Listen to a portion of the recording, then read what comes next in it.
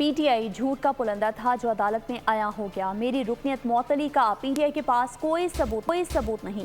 Akbar S Babar की बोल के प्रोग्राम अब बात होगी में बातचीत। कहा मेरे बारे में शुरू में कहा गया ये मेंबर नहीं है, फिर कहा गया कि बानी मेंबर है।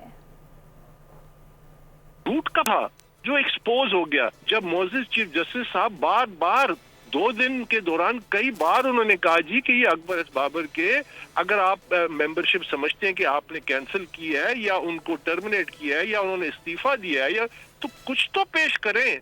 PTI की तरफ से एक सफा भी नहीं पेश किया गया जिसमें इशारतन ये भी मिलता कि मुझे मेरी मेंबरशिप कैंसिल की गई या मुझे शो कॉज नोटिस दिया गया।